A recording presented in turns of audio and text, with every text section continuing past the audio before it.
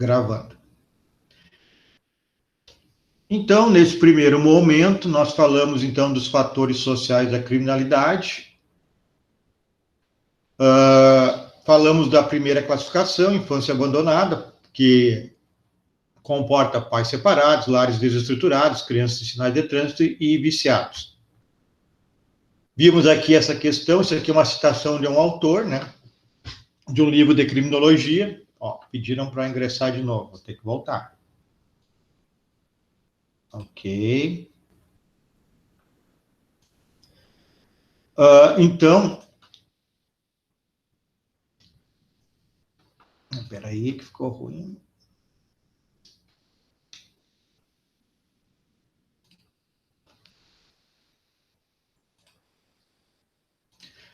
Vimos aqui os fatores, depois vimos a citação aqui de um autor de um livro de criminologia, que está citado lá no polígrafo que eu passei para vocês, que fala que existe, sim, o estudo pode ser verdade, isso aqui não é comprovado, mas pode ser verdade que existe um fator genético para alguém cometer um delito, né? Existe uma glândula que poderia impulsionar, uma impulsiva, né, as pessoas a cometerem crimes, existe mesmo esse estudo, mas também é inegável que os fatores externos influenciam, sim, na prática delituosa da pessoa. Então, quando a gente vê um card desses aqui, que a criança que mora numa casa totalmente desestruturada, vê o pai estuprando e batendo na mãe, na irmã, o pai é alcoólatra, não é viciado em droga, a mãe é prostituta, não tem roupa para ir para a escola, não tem água nem luz. Isso tudo é realidade, existe.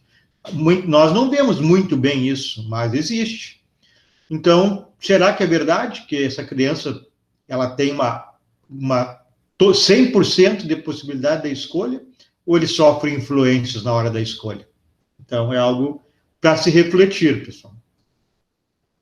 Segunda classificação é que podem influir na criminalidade: pobreza, emprego e subemprego.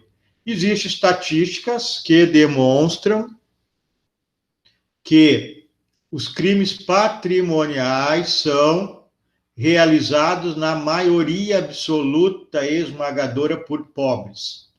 Eu estou dizendo que pobre é criminoso e rico não é? Ninguém está falando isso, não é verdade. Estou dizendo que existe estatística demonstrando que os crimes contra o patrimônio, furto, roubo, são praticados pelas camadas pobres. A corrupção, obviamente, não é praticada por pobre, porque não tem acesso à corrupção, né?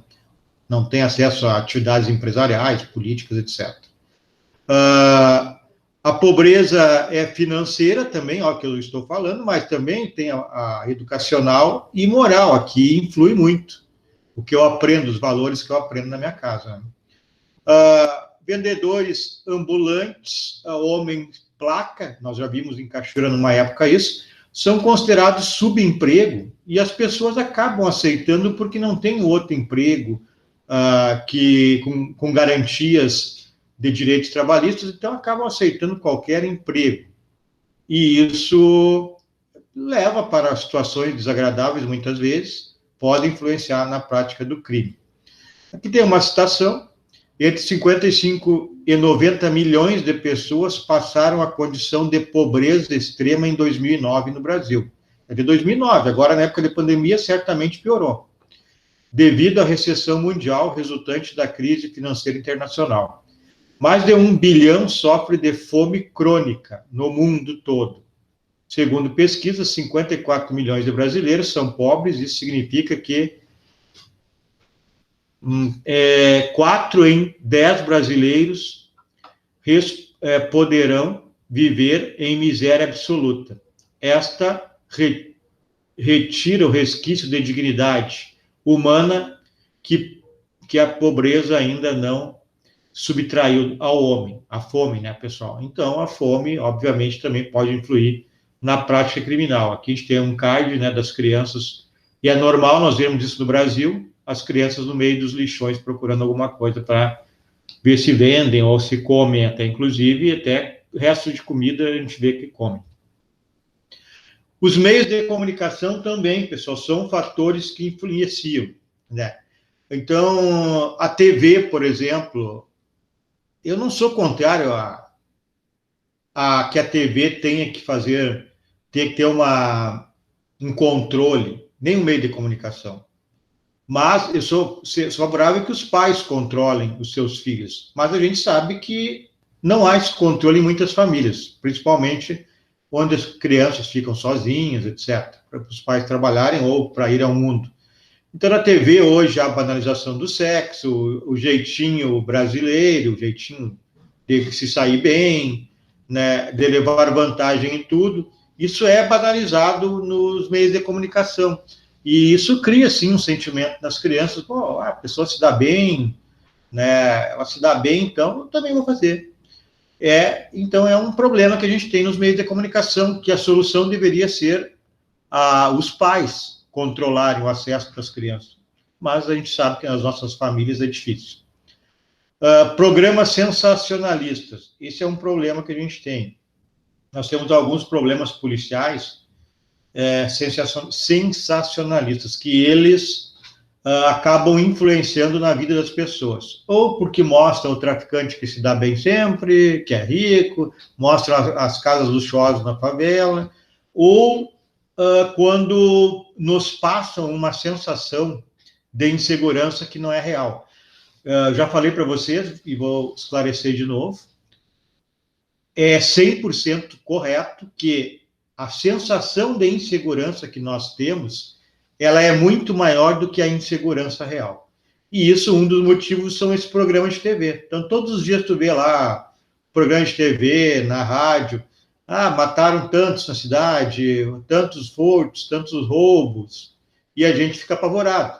Mas, na realidade, a insegurança real é menor que esta insegurança que mostra a sensacionalista, né? A sensação de insegurança é maior que a insegurança real.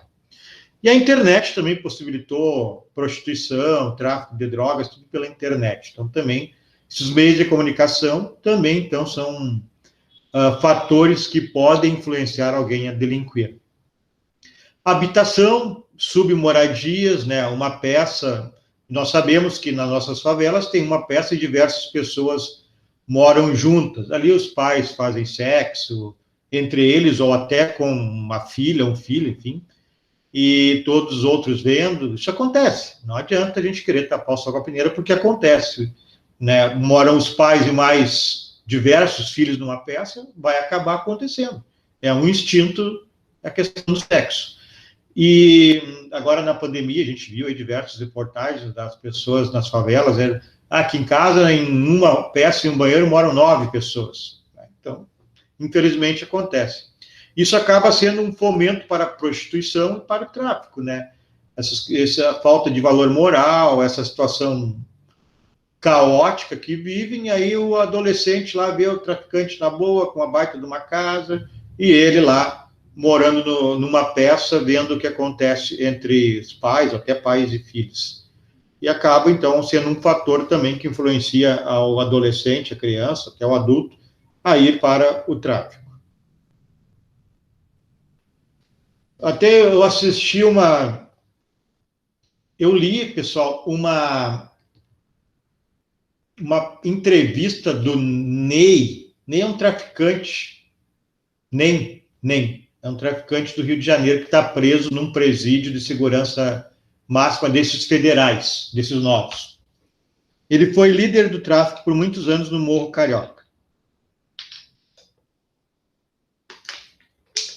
Segundo ele, não sei se é verdade ou é mentira, mas tem potencial para ser verdade, ele tem um perfil de líder. Isso aí todos falam, polícia, jornalistas.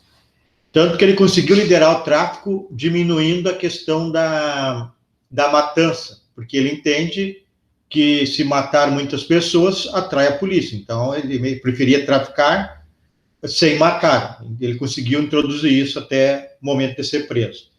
Ele disse, nessa entrevista, que ele trabalhava na Vivo, e acho que é Vivo, uma operadora. E ele chegou até, se eu não estou equivocado, a um cargo assim mais de liderança. Mas aí o filho dele teve uma doença e ele não conseguiu dinheiro para pagar essa doença. Se eu não estou equivocado, faz algum tempo que eu li isso, era 20 mil reais. E aí ele se endividou, buscou dinheiro aqui, buscou ali e não conseguiu pagar. Aí foi onde ele resolveu ir para o tráfico de entorpecentes. E aí ele entrou como soldado, vendo lá o que acontecia no morro, as pessoas ganhando dinheiro, foi para o tráfico e conseguiu chegar até a liderança dele com esse perfil dele de inteligência e de ser um tanto quanto discreto. Bom, isso é verdade, depois eu vou mostrar para vocês, pelo menos vou mostrar a imagem, se eu não conseguir o áudio eu explico para vocês. Uma pessoa aqui de Cachoeira do Sul morou em Porto Alegre, eu conheço essa pessoa, ela que me contou. Quando era criança, eles moravam em Porto Alegre, ela, a mãe, pai e um filho. Aí o pai se separou, foi ao mundo e não mais abasteceu a família. O que aconteceu? E, seguidamente, eles tinham necessidade de alimentos. O que ela, uma criança, fazia? Corria à porta de um traficante que morava na região e esse traficante dava alimento para a família. Então, que ela não foi para o mundo do tráfico, mas fosse um homem, possivelmente poderia ir, né? E certamente esse traficante foi protegido a vida toda por esta região de Porto Alegre, né? Vamos adiante. Migração. Movimento interno no país, a migração, nós temos, e externo também, nós temos, aí seria a imigração, né? Nós temos os nordestinos, os sírios, os haitianos. Esse pessoal também pode ser induzido a ser fator de entrar no mundo do crime. Então, quando chega nordestinos em São Paulo, tem emprego para todos, tem moradia para eles, está tudo certinho na vida ou eles terão problemas inicialmente? Né? E os que vêm de outros países, como sírios, haitianos, a mesma coisa. Agora, venezuelanos. O que será que vai ser da vida dessas pessoas? Então, é um fator que possibilita existir crimes também. Em 2016, no Brasil, houve crescimento de 12% no número total de refugiados reconhecidos. 9.500 indivíduos e 82 nacionalidades. Os problemas enfrentados, árdua travessia, até o tão sonhado destino. Ao chegar aqui, são vítimas de xenofobia, aquelas pessoas que não gostam de outras raças, né? Os brasileiros que não querem outras raças, né? Racismo, né? Pela cor da pele, certo? E sofrem com dificuldade de adaptação devido ao choque cultural. Cerca de 12.960 habitantes buscaram abrigo no Brasil. Presume-se que quase 30 mil aqui são irregulares. Então, outro fator que pode influenciar na criminalidade.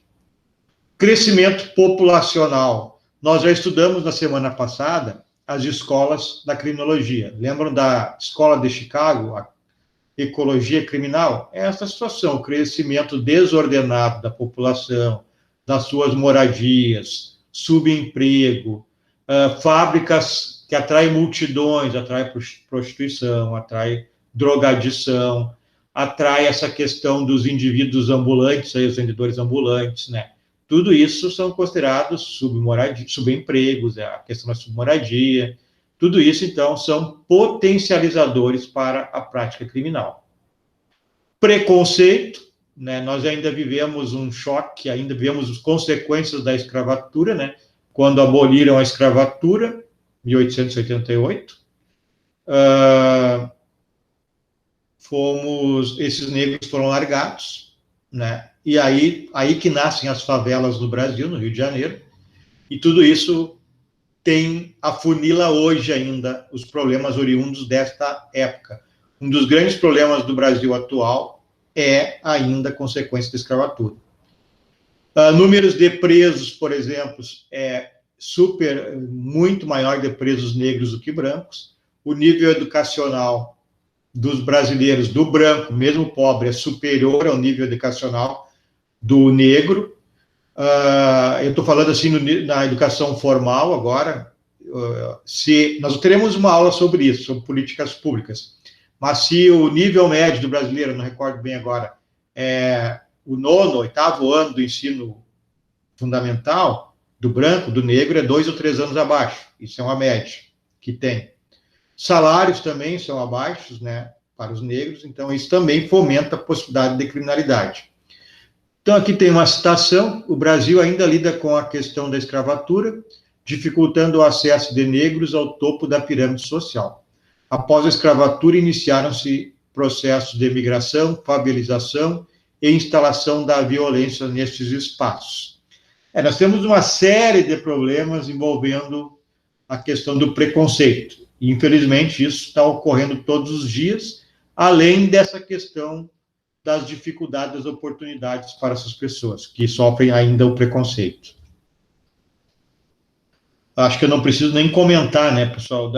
Todos os dias tem surgido denúncias aí nas mídias, as pessoas não têm mais nem medo de colocar a cara, botam a cara e lançam os seus ódios, né, seus preconceitos contra as pessoas negras, por exemplo. Todos os dias está aparecendo isso na mídia. Além do problema da educação e das oportunidades não ser igual. A educação é um fator positivo e um fator negativo. A educação é o grande trunfo de uma sociedade. Ela transforma a realidade. Só que se não tem educação para todos, tem só para alguns, como nós tivemos no Brasil até pouco, nós temos um problema de transformar negativamente a realidade, né? Existe uma pesquisa que para cada ano de estudo a mais que uma pessoa tem, sobe tantos por cento, não lembro agora o percentual, de renda dessa pessoa. Para cada ano a mais de estudo, a sua renda um dia vai ser superior em tantos por cento, a de quem não tem aquele ano de estudo. Então, a educação transforma tanto para o bem, e se não for bem empregada, ou não for empregada, para uma situação ruim, né?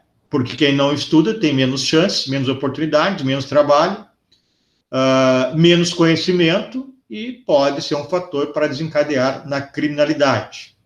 Então, a educação pode não, ela é um fator para diminuir a criminalidade, mas pode também ser um fator para aumentar a criminalidade.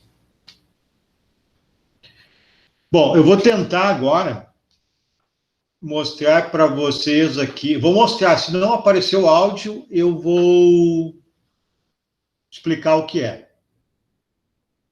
Tentar mais uma vez mostrar o áudio.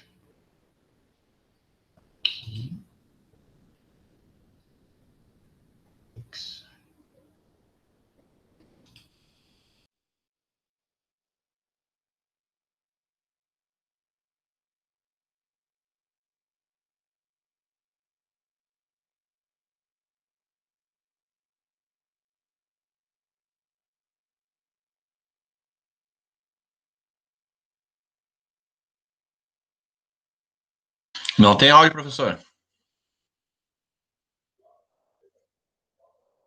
Não tem áudio.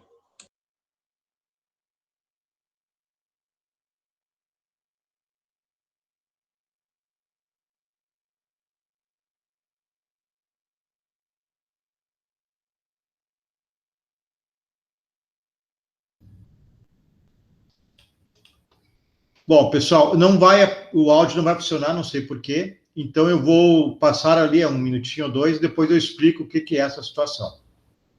Certo?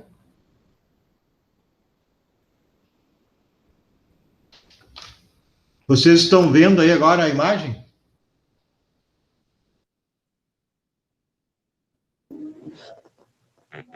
Sim. Tá, então vai aqui passar e depois eu explico para vocês.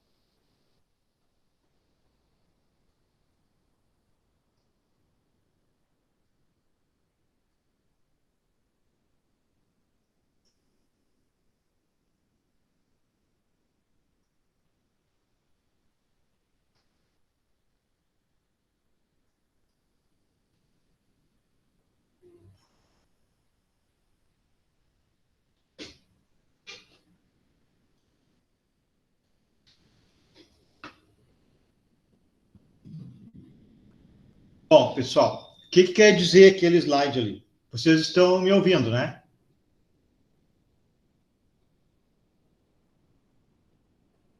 Sim. Tá. Esse slide é o seguinte, ó. Esse slide aí é uma operação da polícia, mas o que tem a ver isso? Isso é para vocês. Nós veremos mais adiante a atuação do crime organizado ainda na aula de hoje, mas esse slide mostra, Viamão, não é Rio de Janeiro, infelizmente, é Viamão, Rio Grande do Sul, onde uma facção de tráfico, para cooptar a comunidade, para que a comunidade os protegesse e os não delatasse, entrou no vácuo do Estado. Eles pegaram uma praça e adotaram, calçaram a praça, iluminaram. Vocês viram o preço de uma lâmpada que eles colocaram? R$250. A prefeitura não coloca isso, acredito eu que não tenha dinheiro para colocar 2 ou 3 lâmpadas com R$250, e eles colocaram no bairro deles.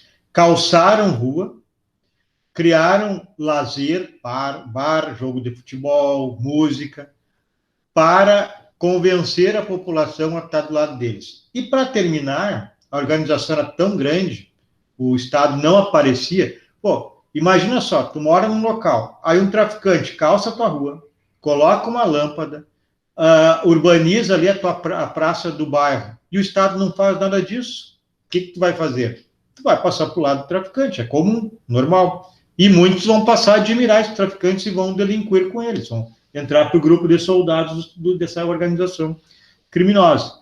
E, para arrematar, eles criaram até um serviço, eles criaram uma reciclagem para empregar as pessoas do bairro, para essas pessoas terem dinheiro para comprar a droga deles. Então, vocês imaginam a estrutura. Tudo isso no vácuo do Estado. O Estado não aparece para cumprir suas obrigações básicas, alguém vai lá e faz. Isso aconteceu no Rio de Janeiro, aí formou as milícias, e está acontecendo no Rio Grande do Sul, infelizmente. Vamos ver mais um aqui.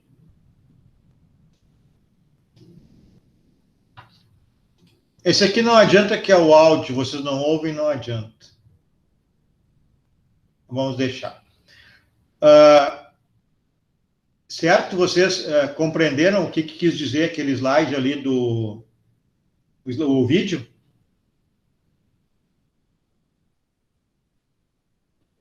Sim. Tá, ok, então. Então, vamos adiante. O outro áudio que tinha da Rádio Gaúcha é a mesma coisa, só que é áudio, com outro repórter, mas vocês não estão ouvindo o áudio, não adianta. Eu vou dar um jeito de consertar esse problema até a próxima vez.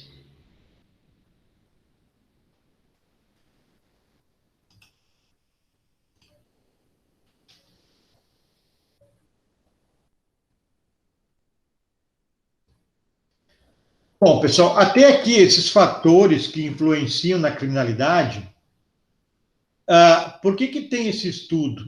Em primeiro lugar, porque para saber quais são os fatores que incidem na possibilidade de uma pessoa cometer crimes. Em segundo lugar, e talvez mais importante, porque se eu sei quais são os fatores que influenciam para que uma pessoa pratique o crime, eu posso tentar encontrar mecanismos de prevenção. Então, eu posso tentar prevenir cada um desses fatores. Isso se faz com políticas públicas. Então, vamos adiante.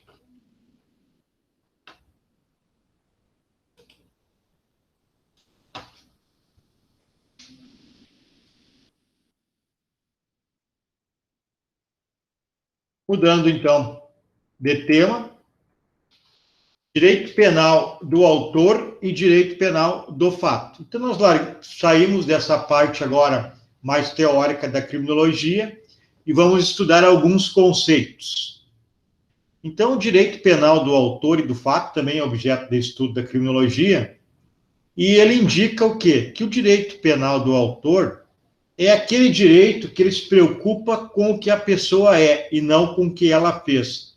A punição se dá em cima do que a pessoa é, das suas características, e não do fato que ela praticou. Então, na realidade, nós teríamos, nesse caso, uma sanção, uma pena, atribuída pela periculosidade que a pessoa pode representar, e não pelo crime que ela praticou.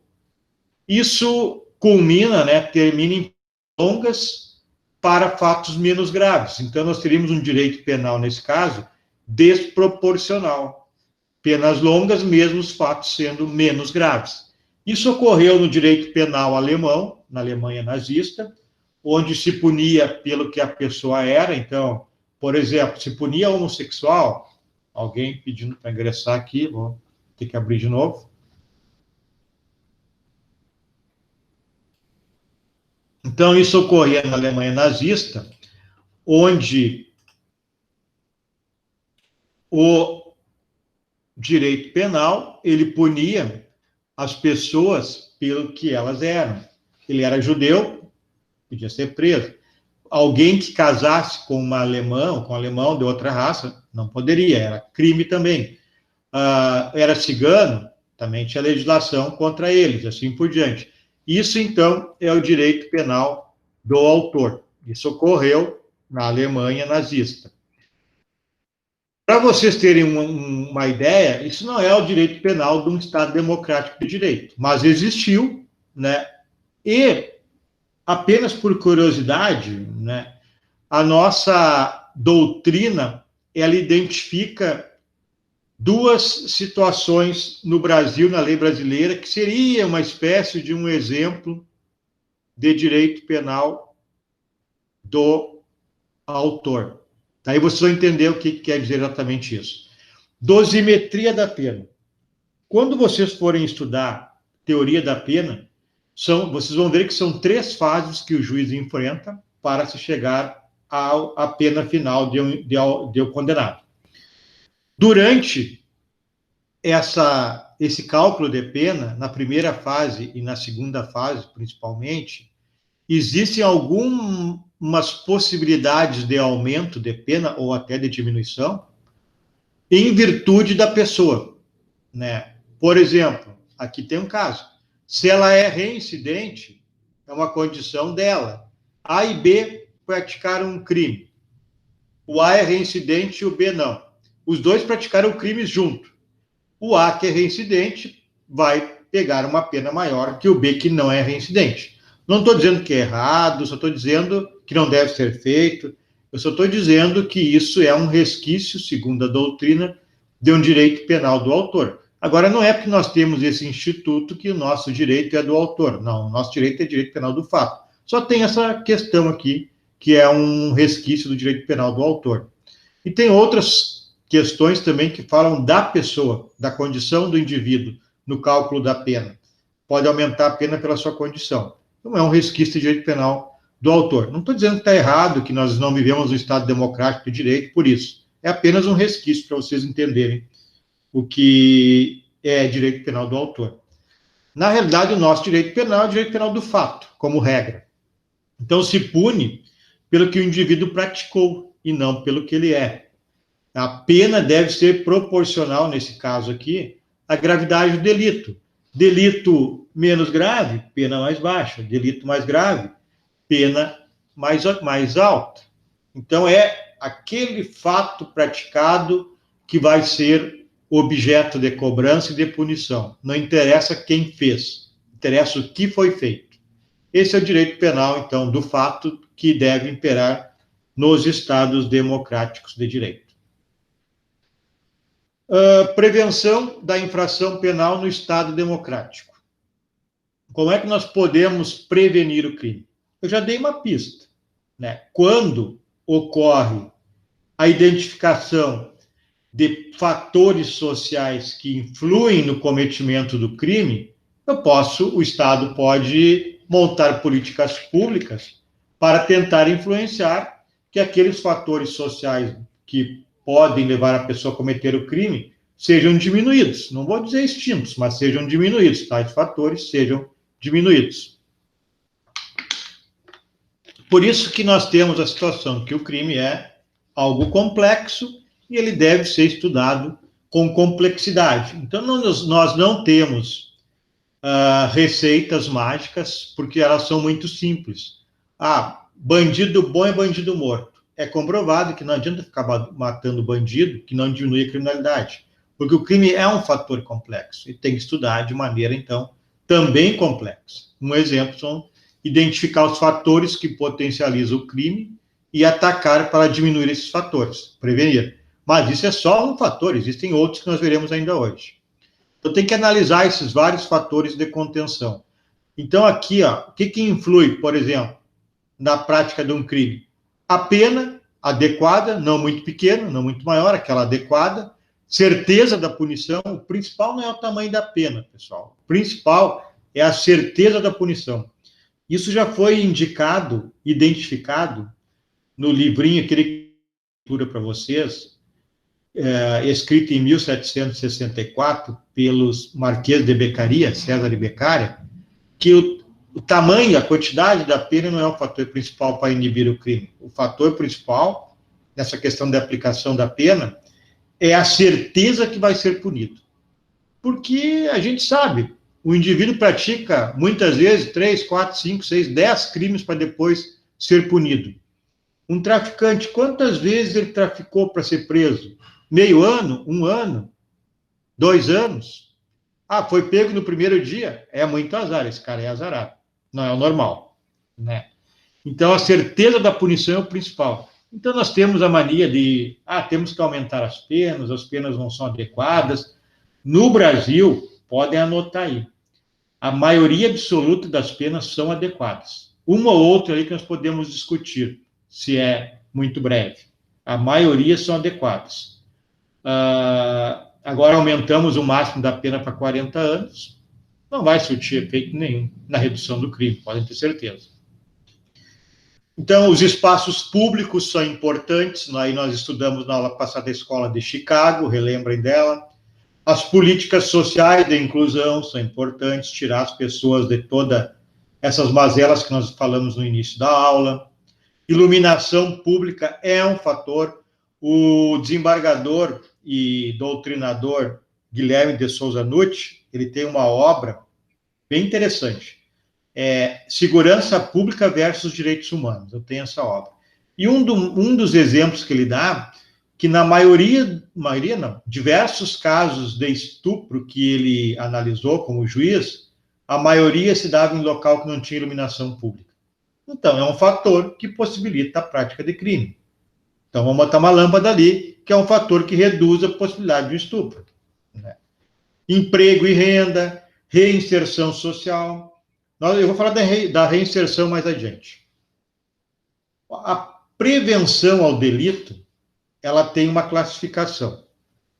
Antes de eu entrar aqui, eu pergunto se vocês me ouvem bem, se tem alguma dúvida, se estão entendendo o que eu estou falando. Alguém aí abre o microfone e me fale, por favor. Tá tranquilo, por enquanto. Tudo bem, professor. Tá, ok. Se vocês quiserem tirar alguma dúvida, alguma pergunta, falar de um caso que vocês viram, por favor, falem, que aí eu não fico falando sozinho. É muito ruim essa situação de ficar falando sozinho. Na sala de aula presencial, eu consigo induzir melhor isso, né? Aqui é mais difícil. Então, se alguém quiser falar, por favor, interrompa. Então, a classificação da prevenção.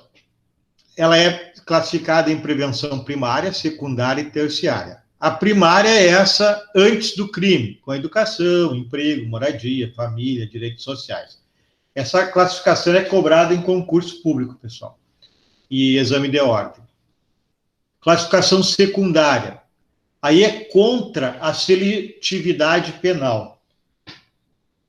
Nós temos estudos da criminologia, quem escreve muito sobre isso é o argentino Zaffaroni. Não sei se é o maior penalista que nós temos no mundo na atualidade, mas é um dos grandes penalistas que nós temos. O único mal dele é ser argentino, mas a gente tem que suportar, não adianta.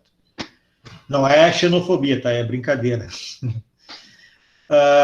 Então, ele estuda muito essa questão. E ele escreve obras, né, demonstrando que tem grupos que são alvos prediletos da atuação de polícia. Não estou aqui falando do policial A, B, C ou D, estou falando de uma regra geral. né? Então, essa classificação da prevenção secundária trabalha esses grupos, né? Por exemplo, a seletividade penal. Então, ele identifica que certos grupos são alvos preferenciais, né, da atuação policial. A gente já viu isso aqui nas nossas aulas. Nós vimos na aula passada, por exemplo, que em São Paulo a Polícia Militar encheu ônibus com mendigos que moravam nas ruas ali do centro de São Paulo, levou para a delegacia, né?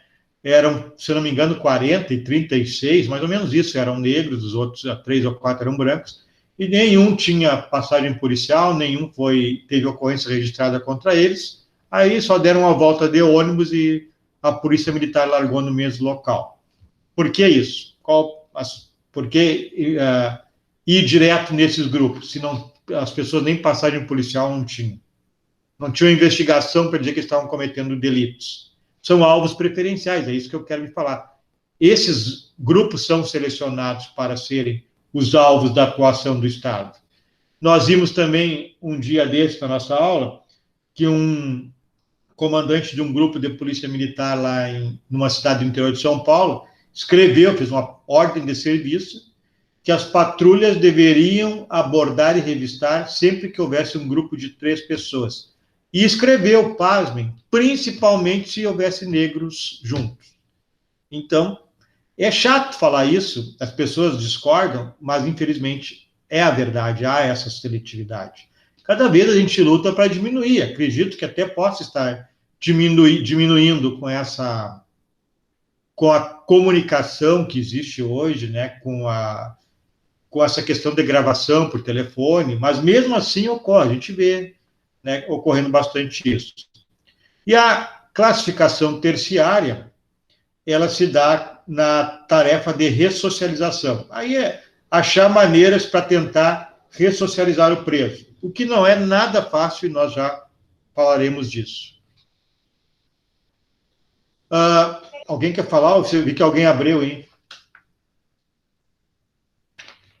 Oi, professor. Ellen, eu estou assistindo ainda alguns episódios também das piores prisões do mundo. Eu tô assistindo muito legal. também. Tô assistindo também, bem legal, né?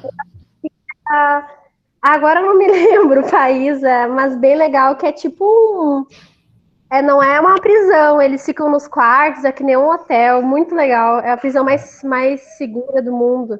Esse Acho aí que não é Noruega, não é? Noruega, isso, Noruega. Muito legal. Achei muito bacana. Claro que lá é outro nível. Sim. Muito bacana o jeito com que eles ressocializam o preso, né? Muito legal. Sim. Eu não assisti esse ainda, mas eu sabia que era Noruega porque eu já li sobre isso. O primeiro episódio, quem quiser assistir, é no Netflix, as piores prisões do mundo. O primeiro episódio mostra uma prisão no Paraguai. É algo assim estarrecedor, incrível. E o segundo na Alemanha, né? É isso?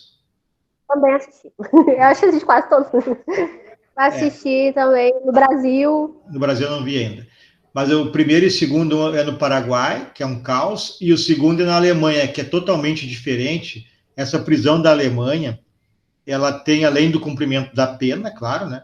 Ela tem trabalhos de recuperação em grupo, tipo uma espécie de justiça restaurativa.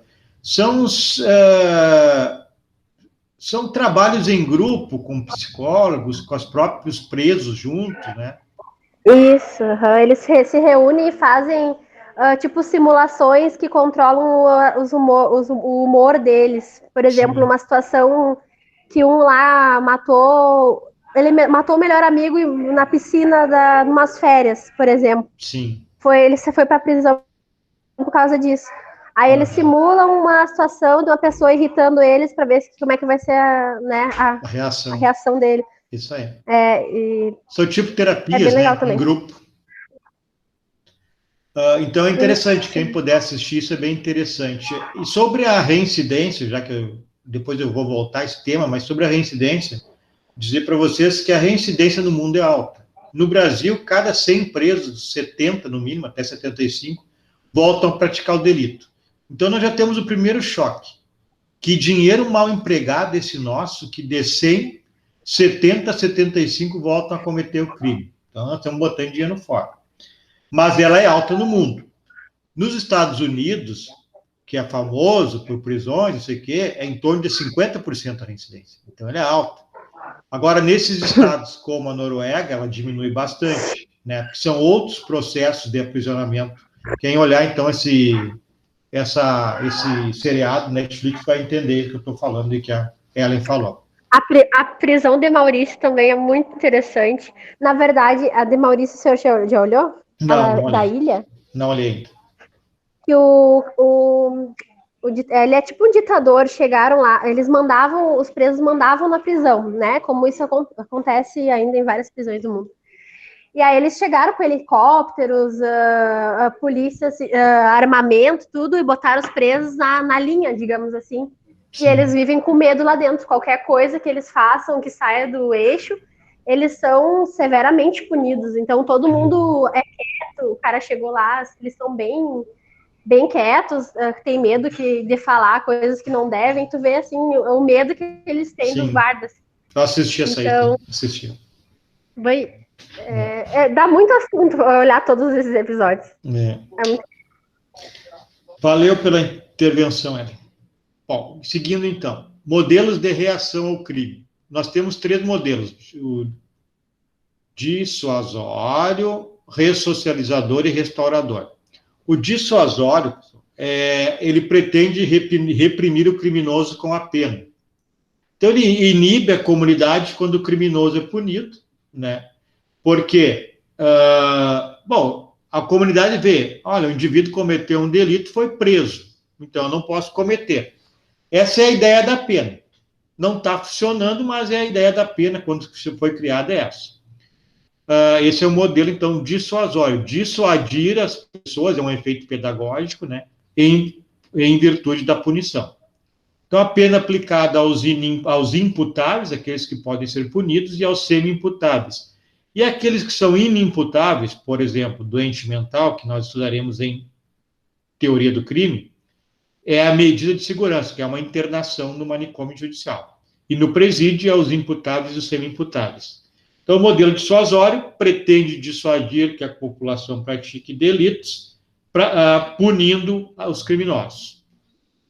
O modelo ressocializador, né, que é aplicar pena, sim, e reinserir na sociedade, evitando-se estigmas. O que é um estigma, pessoal? Eu até acho que tem mais alguma coisa adiante, mas eu já vou falando. Os estigmas dos presidiários é um problema sério que nós temos na ressocialização. Então, por exemplo, o indivíduo que for preso, ficou lá 1 ano, 2, 3, 5 preso, ao sair do presídio, como regra, ele sai mais pobre, a não ser que ele seja líder de uma facção ou que tenha favores dessa facção, mas como regra, ele sai mais pobre do que entrou. Como regra, ele sai sem amigos, né? Quem é que vai querer andar com um presidiário? Como regra, ele não vai conseguir emprego. Quem é que vai querer dar emprego a um presidiário? Inclusive, na semana passada, eu estava fazendo um curso na Argentina, na Universidade de Bahia Blanca, na Argentina, Buenos Aires, sobre reincidência penal, antecedentes penais. E lá na Argentina, é a mesma situação que nós temos no Brasil. É ilegal se pedir, o empregador pedir para um policial, por exemplo, que ele faça uma consulta para informar se o indivíduo que está pleiteando emprego já se envolveu em crimes. Aí, normalmente, se consegue. Tem um amigo aqui, outro ali, se consegue. E aí, o indivíduo já não é contratado. Ao passo que, legalmente, como funciona isso? Se o indivíduo cometeu um crime, está cumprindo pena, a sua ficha de antecedentes policiais e a sua folha corrida vai falar. O empregador pode pedir e vai dizer, esse indivíduo está respondendo a um crime, já foi condenado a um crime, lá dizendo, foi condenado a um crime, está cumprindo uma pena em liberdade, privativa de liberdade ou restritiva de direito. Isso é uma coisa, depois da condenação. Quando termina a condenação, ele tem que pedir baixa desse antecedente e não poderia aparecer mais. Ele cumpriu a pena, somente a polícia e o judiciário e o Ministério Público poderiam saber disso. Mas aí o que acontece é o seguinte, os empregadores daqui ou dali conseguem descobrir informalmente se o indivíduo já teve passagem pela polícia ou pelo sistema criminal como um todo. Isso dificulta, então, que se consiga um emprego. E eu não estou nem condenando a pessoa, é difícil dar um emprego para um preso, fica com medo, né? Para alguém que já foi preso. Mas se não der emprego, o que vai sobrar para esse indivíduo? Então, na Argentina, nós temos o mesmo problema que aqui no Brasil. Eu acredito que seja na maior parte do mundo, seja assim. Né? O jeitinho consegue lá a ficha do indivíduo, mesmo ele já tendo cumprido a sua pena e sendo proibido de aparecer esse antecedente policial ou judicial, mas acaba não sendo contratado por isso. Então, isso é um estigma. Pobreza, maior do que quando entrou, não ter amigos, não conseguir emprego, e até a mãe do cara sofre. É comum chamar, ele vai passando a mãe do preso e tal. E o terceiro método é o restaurador. Isso aqui é algo que daria uma aula inteira, então eu vou falar em 2 minutos. É a chamada justiça restaurativa, é uma justiça do futuro. Países como a Noruega e a Bélgica já investem muito. O Brasil vem devagarinho, tentando alguma coisa, mas é difícil que o nosso legislador opte radicalmente por esse tipo de justiça, porque o povo não está preparado. O povo quer ver bandido morto e bandido na cadeia. Não interessa se isso dá um resultado positivo lá na redução da criminalidade. E o nosso político precisa de voto, então ele vai pelo povo. Então, a justiça restaurativa, ela é um procedimento novo, que nós já temos no Brasil, mas muito ainda embrionariamente, para penas pequenas, que é um método, tipo um método de conciliação. Num caso de furto, por exemplo, em vez de prender o indivíduo e aplicar uma pena de 1 a 4 anos, ou 2 a 8, arrombou uma casa e furtou a TV, pena 2 a 8 anos. Em vez de fazer isso, identificando o autor, botar ele e a vítima, se for de interesse dos dois, isso é um dogma, tem que ser interesse da vítima e do autor. Botar na frente os dois, e a vítima vai dizer, olha, eu só quero a minha TV, não me interessa se o cara vai ser punido ou não. Quero a minha TV e o conserto da minha casa. Bom, o infrator pode aceitar, né? Pode ser melhor para ele, pode ser melhor do que ele cumprir pena. Então, a justiça restaurativa é isso, ela procura reeducar o infrator, restaurar as relações entre as pessoas e dar alguma assistência à vítima, jurídica, psicológica. Isso tem funcionado para crimes em estados como a Bélgica e a Noruega para qualquer tipo de crime. Por exemplo, num homicídio, como é que a gente vai pensar em restaurar relações num homicídio? Lá na Bélgica tem CO, e Bélgica e esse outro país que eu acabei de falar aí, se alguém lembrar-me disso, me deu um branco aqui, que tem os presídios, Noruega.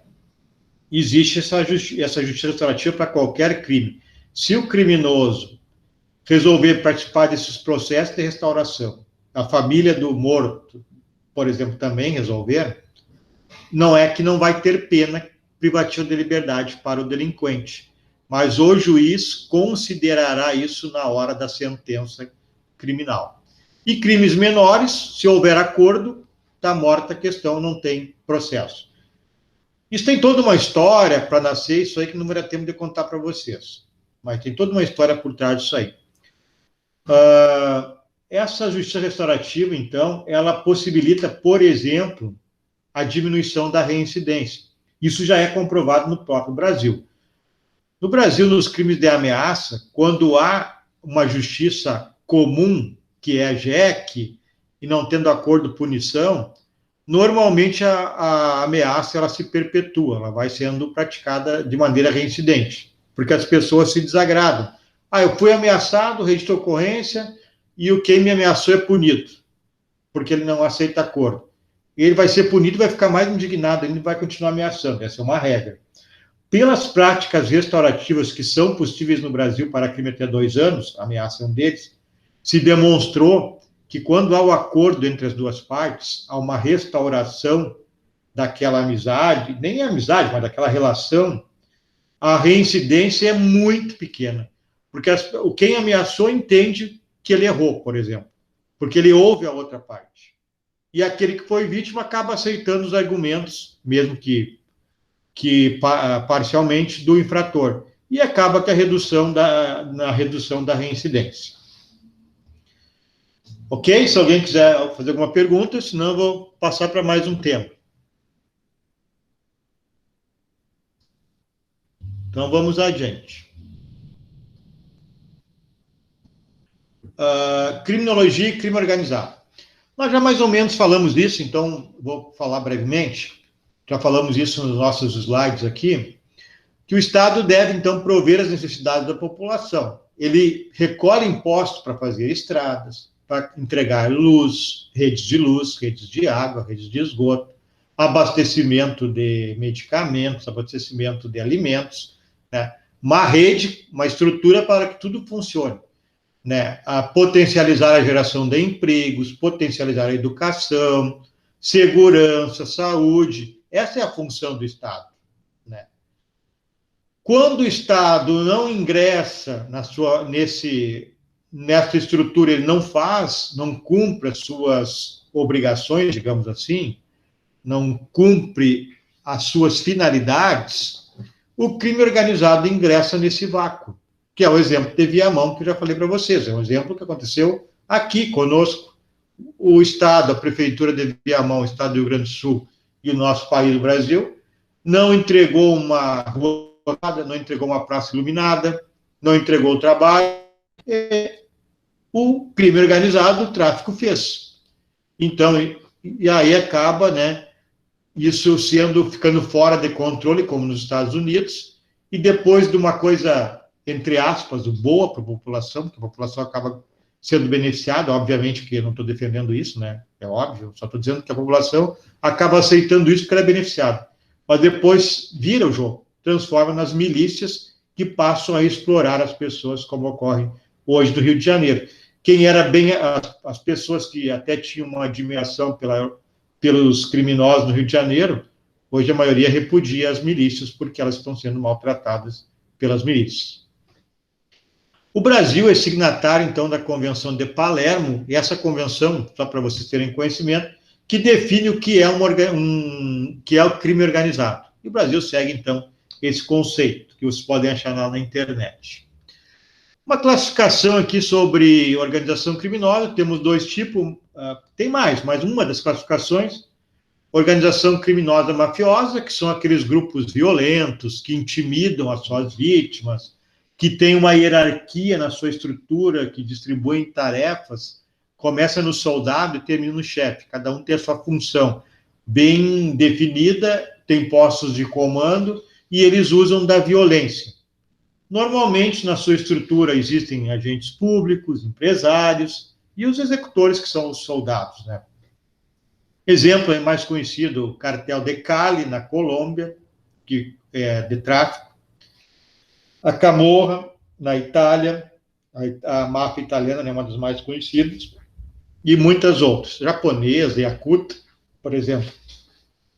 Temos o tipo empresarial, nesse caso é o oposto, prepondera o anonimato, em vez de uso da violência, a máfia empresarial prepondera o anonimato e o emprego de meios não violentos. Na realidade, eles querem somente desviar o dinheiro, né? E não querem chamar atenção, porque eles já têm uma situação social, um status social definido, né? Integrada por empresários, políticos e comerciantes. Ok, pessoal? Está tranquilo? Posso seguir adiante? Ok. Sim. Então, vamos lá. Bom, falar um pouquinho, então, já indo lá para o final da nossa aula, sobre os aspectos criminológicos das drogas, né? As drogas, pessoal, elas foram utilizadas desde os primórdios da civilização. Obviamente que eram drogas naturais, né? Não havia a questão do uso da transformação sintética, laboratorial, mas elas sempre foram utilizadas, né? E eram utilizadas para agradar os deuses, para se entorpecer, para remédio, mas sempre foi utilizado, toda a civilização utilizou. Oi? Acho que alguém está com o microfone aberto. A tecnologia, então, transformou um pouco essa questão, né? Ela começou a produzir em grande escala, a ter outros produtos, né, junto com essa droga, né? E essa tecnologia tanto serve para potencializar o uso como vício e uso médico também. Ainda hoje eu vi uma jurisprudência ontem do STJ. O indivíduo importou alguns grãos de droga. Eu não li toda a jurisprudência, não sei se era para plantar ou para que era. Mas o STJ considerou que não podia ser tráfico importar meia dúzia de grãos de maconha. Mas, enfim, vamos adiante. Então, a tecnologia transformou isso que já adivinha desde os primórdios da civilização humana, que era o uso da droga, né? A tecnologia passou a produzir produtos sintéticos, enfim, em escala empresarial, e tanto para o tráfico quanto para o uso médico. Então, deve-se diminuir os fatores que impulsionam o uso de drogas, né, que potencializa o crime. A droga é um negócio que potencializa o crime. Então, se deve tentar diminuir esses fatores que impulsionam o uso de drogas. Agora, como se fazer isso? Então, nós temos, é um fator de risco, né, como o álcool, como a pobreza, até a riqueza, né, no crime de corrupção, aspectos morais, as leis e a família. A droga também é um fator de risco que deve ser atacado de alguma maneira. Agora, qual é a melhor maneira de atacar esse fator de risco, né?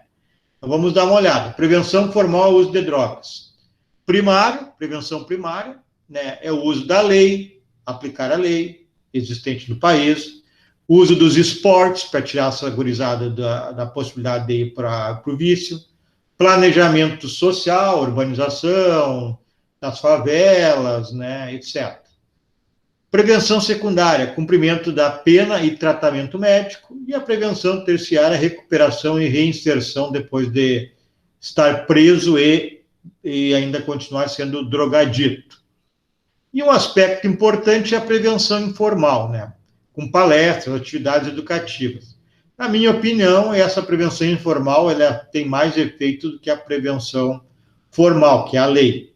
A lei, na minha opinião, não surte muito efeito. Ninguém vai deixar de fumar maconha ou queimar um crack porque é proibido pela lei ser consumidor. Se os traficantes não deixam de traficar, imagina o consumidor, que a pena é bem leve. Então, as atividades de prevenção informal, palestras, atividades educativas podem, sim, a educação gera um efeito nas pessoas, mas tem que ser antes de ingressar na droga, é óbvio, né? Uma coisa que que vai ser debate no Brasil um dia, já está se começando a falar, é a legalização da droga, né? Por que fumar maconha tem que ser proibido se beber álcool não é proibido? Os médicos falam, inclusive, que fumar maconha é menos grave do que encher a cara de álcool. Então, é uma discussão que vai surgir, ela vem surgindo. Portugal é liberado, Suécia acho que foi, não me recordo agora. Holanda é liberado, né? Holanda as pessoas compram a droga e saem na rua fumando maconha. Estados Unidos, que foi o grande iniciador da guerra ao tráfico, os Estados Unidos foi para a Colômbia, disse que ia terminar com o tráfico de drogas lá, foi autorizado pelo governo colombiano. Não terminou com nada e teve que voltar para casa. E hoje são um dos países que estão trabalhando a legalização dos entorpecentes. Uruguai é outro local que foi legalizado. Então, é algo que tem que ser estudado, tem que ser debatido. O que é certo mesmo é que a nossa lei de drogas, a nossa e outras, mas estamos falando da nossa no Brasil, não tem efeito. 40% dos presos são por tráfico. 40% das vagas ocupadas nos presídios é por tráfico. Então, a nossa lei não funciona. Consumo de entorpecentes. Qualquer um consome entorpecente. Qualquer pessoa que quiser comprar maconha hoje, compra em qualquer lugar. Então, que proibição é essa? Então, esse debate tem que vir. Não pode ser um debate ideológico. Hoje não é o momento adequado de debater isso. E nós temos uma dualidade ideológica, né, que desaconselha qualquer debate nesse sentido, né? Então, tem que esperar, tentar modificar essa situação atual aí, dessa ideologização e fazer um debate técnico usando o direito e a medicina, principalmente, para trabalhar essa possibilidade ou não da legalização de entorpecentes. A lei brasileira é a Lei 11.340 de 2006, que notem ali que o tráfico, pessoal, de entorpecentes, ele tem 18 verbos, ó. Não vou colocar todos, só alguns. Ó. Importar, preparar, um probleminha aqui. Importar, exportar, remeter, preparar, produzir, fabricar, adquirir, vender, que é o principal, né? Expor à venda, oferecer, ter em depósito, transportar, trazer consigo, guardar, prescrever, administrar, entregar a consumo ou fornecer drogas, ainda que gratuitamente. Então, a droga, o tráfico está aqui, ó, entregar a consumo ou fornecer. Então, o traficante é aquele que fornece ou entrega a consumo. Então, a questão da quantidade de droga nem é o primordial. O primordial é o finalzinho aqui, ó, entrega para outros consumirem. Isso quer dizer o quê? Não ocorre normalmente, mas se duas pessoas estão fumando maconha na esquina, no momento que o A entrega o cigarro de maconha para o B, ele está entregando a consumo. Isso, tecnicamente, pode ser tráfico, mesmo com um baseadinho. E aqui o delito de consumo, artigo 28 da mesma lei, quem adquirir, guardar, tiver em depósito, transportar, trouxer consigo, para consumo pessoal. Por isso que, se dois estão fumando, um passa para o outro, aquele baseadinho de maconha pode ser tráfico, tecnicamente. A pena do tráfico é de 5 a 15 anos de prisão, e a pena do consumidor não tem cadeia, é essa aqui, ó. Advertência sobre os efeitos, esse é o juiz que faz, advertência sobre os efeitos da droga, prestação de serviço comunitário ou medida educativa de comparecimento a programa educativo, que é, obviamente, programa de desintoxicação. Então, essa é a nossa lei brasileira.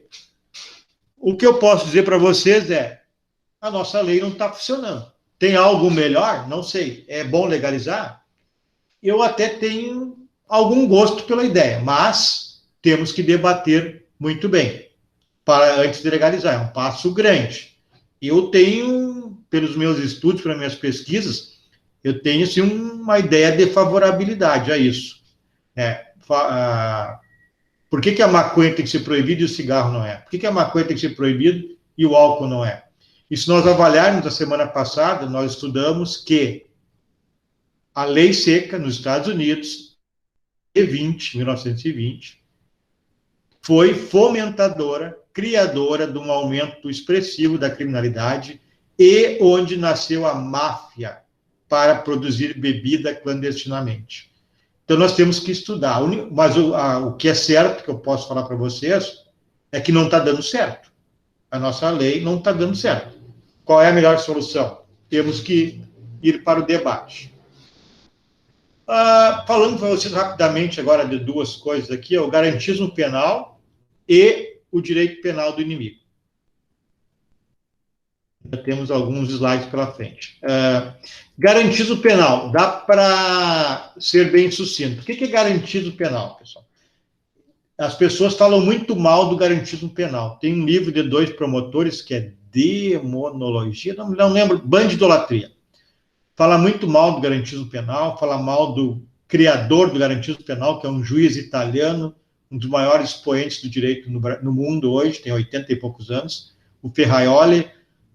Ainda com essa questão da pandemia, eu tive a possibilidade de ouvi-lo, nunca ia ouvi-lo na vida, né? Nunca fui na Itália, não sei se um dia irei, e eu ouvi a palestra dele pela internet, agora em virtude da pandemia.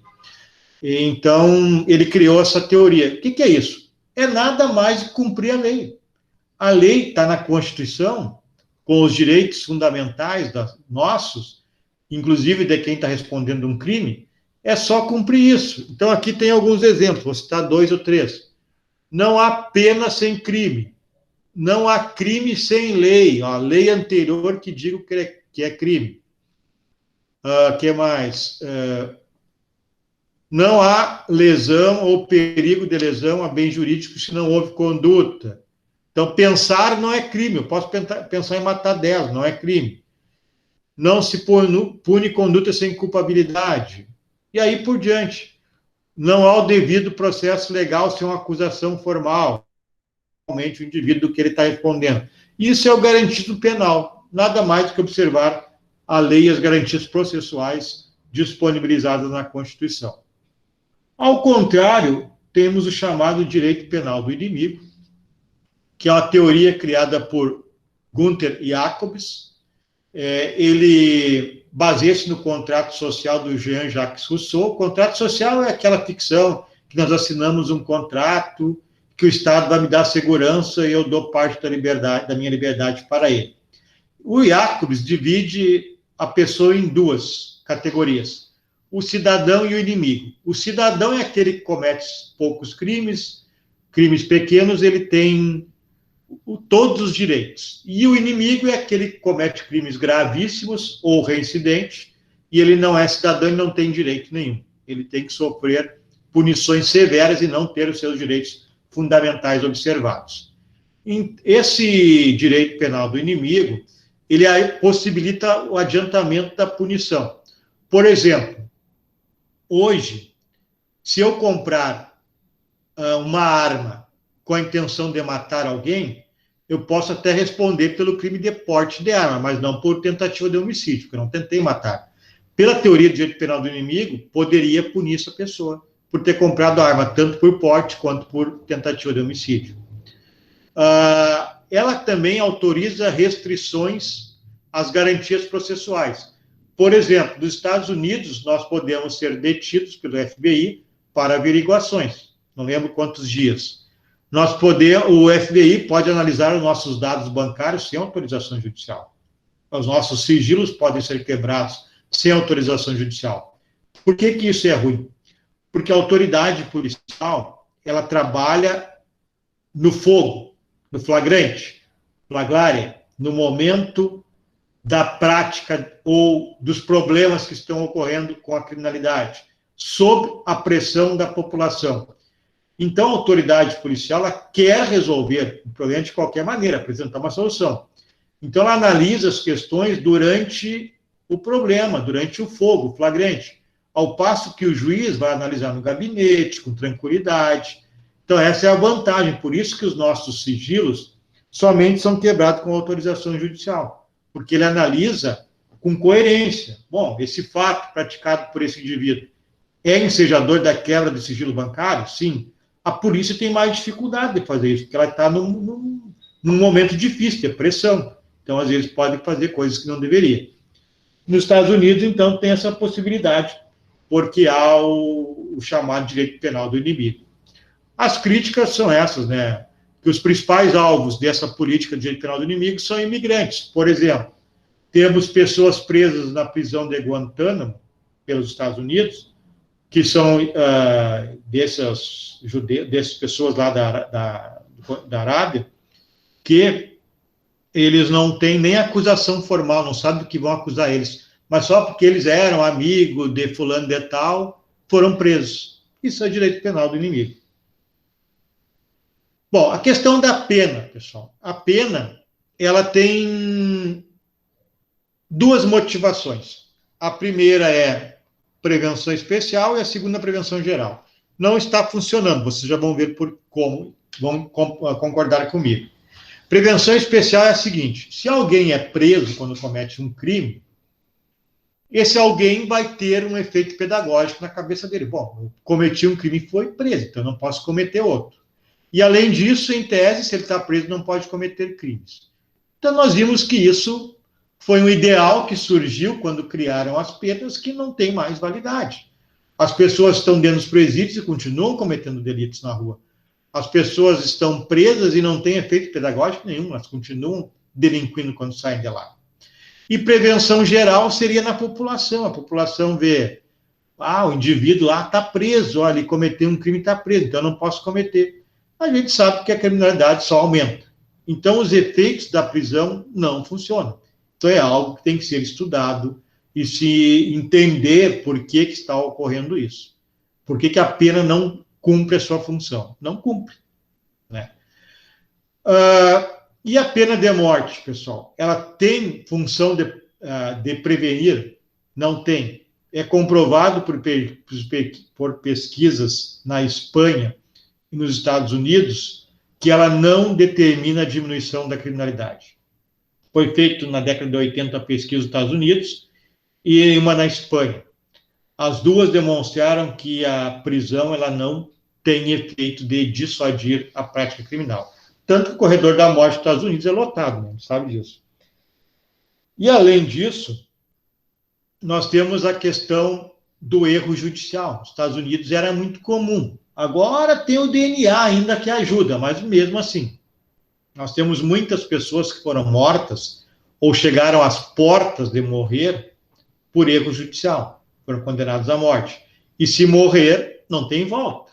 Se cumprir 30 anos de cadeia, ainda é ruim, mas ainda tem volta, né? Agora, morrer não tem. É tanta verdade isso que se criaram instituições nos Estados Unidos que de advogados, né, e de pessoas para investigar indivíduos que estão no corredor da morte, se declaram inocentes e analisando o processo deles, tem possibilidade realmente de serem inocentes. Então, tem muitos fatos, muitas situações de pessoas que foram liberadas com a ajuda destas instituições não governamentais que foram criadas para ver essa questão do erro judicial, né? No Brasil, por exemplo, a última pena de morte, no Brasil existiu pena de morte, nós veremos isso a partir da próxima aula após a prova. No Brasil, o último morto enforcado, a pena de morte da forca, foi Coqueira da Mota. Coqueiro da Mota. Coqueiro da Mota era o nome do indivíduo. Esse indivíduo foi enforcado e quando ele estava pendurado pela corda, pelo pescoço, não morreu.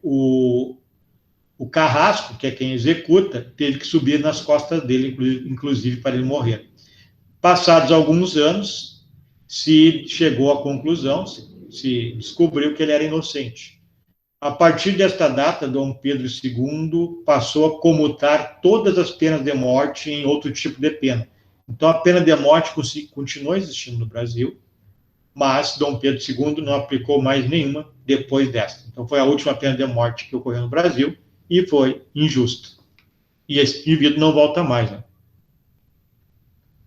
Para terminar, então, os efeitos do aprisionamento. Superlotação, que gera violência física, sexual, gera a cooptação de soldados para o tráfico, gera os estigmas, né? Quem é preso nunca mais vai ter mais a mesma vida, porque ele vai ser estigmatizado pelo empregador, pelos amigos, pela sociedade, etc. Então, para terminar, trouxe aqui uma citação. Outra coisa que reforça esta imagem negativa do preso e de sua família é a disputa que a população trava com eles por direitos sociais. Muitas pessoas consideram que na penitenciária há mais acessos aos serviços públicos do que fora dela, já que o preso disponibiliza de assistência médica, jurídica, alimentação e moradia, sem fornecer nenhuma contrapartida para a sociedade. O discurso recorrente é que, além da punição não ser adequada com todos esses privilégios, a população tem que trabalhar para sustentá-los.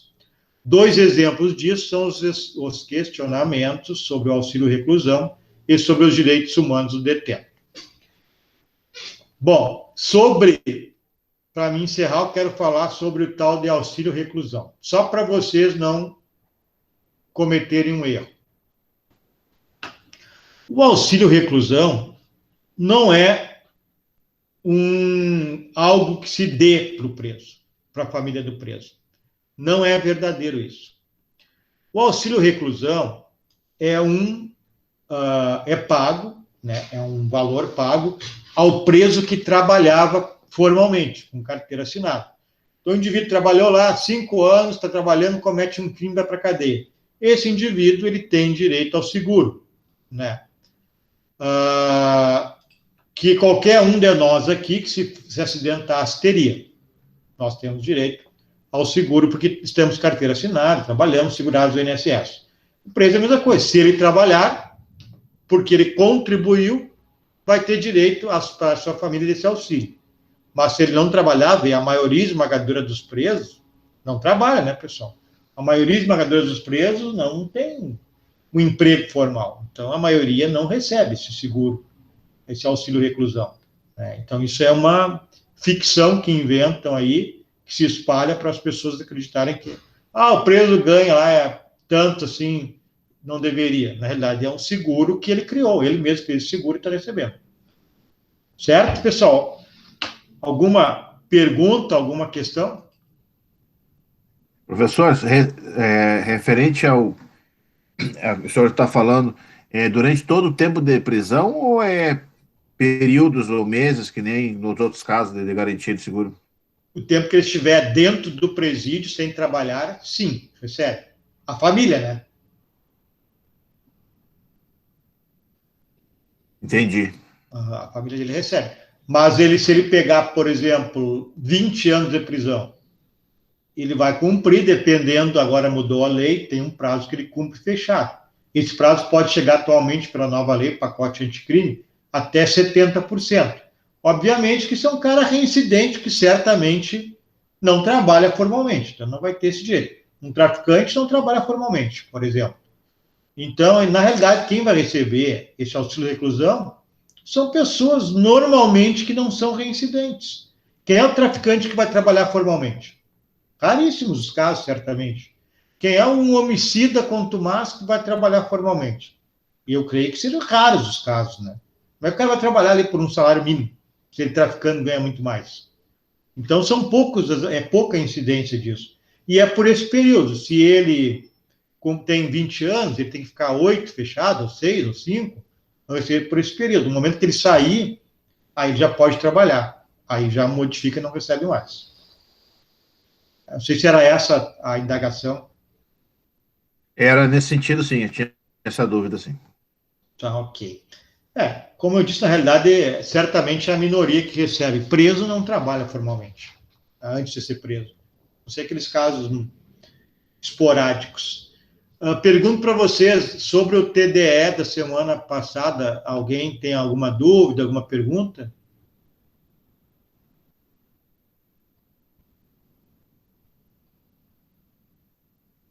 Tudo certo, então?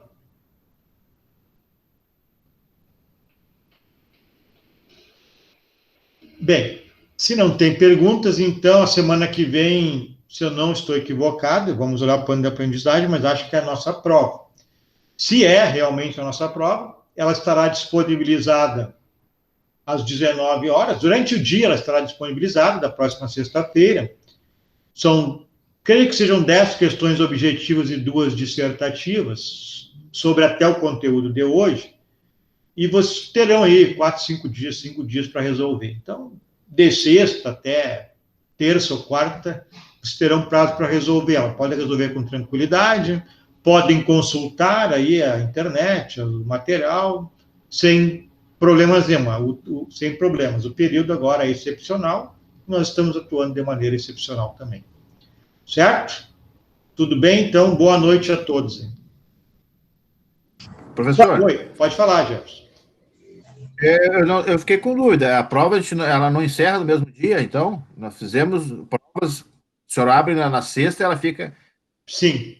4, 5 dias. Isso aí. Eu vou dar prazo de 5 dias. Eu vou colocar durante o dia de sexta, sábado, domingo, segunda, terça. Vou encerrar lá terça-feira. Beleza, então. Ok, obrigado. Entendi. Tá. Só vamos conferir se é na próxima sexta. Eu acho que é. Não olhei ali o plano de aprendizagem. Realmente, é sexta-feira. Então tá. Então tá tudo certo. Entra sexta e termina terça. Pode falar, Luísa. Não, só ia dar boa noite mesmo. Então tá. Boa noite, pessoal. Bom fim de semana. Então, qualquer dúvida, mandem aí pelos meios de comunicação. Boa noite. Boa noite. Boa noite. Boa noite.